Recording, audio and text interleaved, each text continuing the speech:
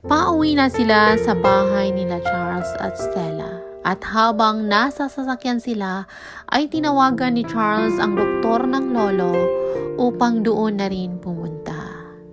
Gusto niyang may tumingin sa matanda at baka tumaas ang dugo kapag nalaman ang tungkol sa hiwalayan nila ni Stella. Nakaramdam ng tampo si Sophie sa abuelo at mukhang si Stella lang ang namiss nito. Pagdating sa bahay, ay nakangiting pumasok si Ramon. Ngayon lang siya nakabisita rito dahil nasa ibang bansa siya nang lumipat ng bahay ang mag-asawa. Ngunit laking dismaya niya nang ang katulong lang ang sumalubong sa kanya sa halip na si Stella.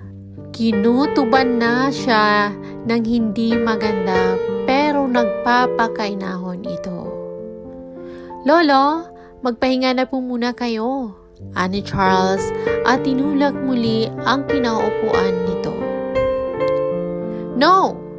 Sabihin mo sa akin ang totoo." Matalim na tinging ipinukol niya kay Charles. Napabuntong hininga si Charles at inayos sa sala ang kinaupuan ng abuelo. Tinantya na muna ang kondisyon nito. "Lolo, hindi po kasalanan ni Kuya kung bakit naghiwalay sila. May ebidensya rin po na may iba siyang lalaki." Saad ni Sophie. Pinukol ni Charles ang matalim na tingin sa kapatid dahil inunahan siya sa pagsasalita. Agad namang tinikom ni Sophie ang kanyang bibig. "Hindi ko naman po siya pinabayaan at siniguradong hindi na siya maghihirap kahit na nagkahiwalay na po kami. Isa ba ang bahay na ito sa binigay mo?" Nagulat si Charles at naging kalmado sa pagtatanong ng abuelo. Tumango siya bilang tugon sa tanong nito. "At wala siya rito mula nang mag-divorce kayo, tama ba?"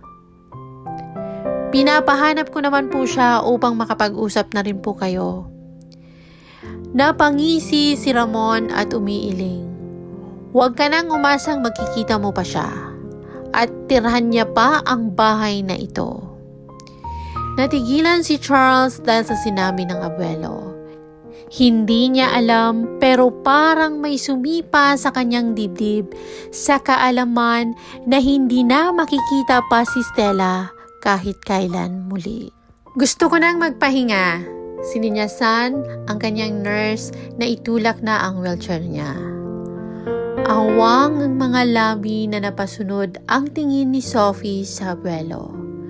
Ang inaasahan niya ay buluwan nito ang kapatid niya o kaya paluin ng kahit anong bagay na hawak nito. Pagtingin niya sa kapatid ay mukhang nanibago rin ito sa abuelo nila.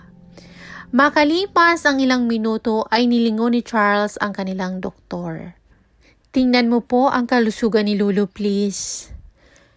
Tahimik na tumalikod na ang doktor at sinundan sa silid ang matanda.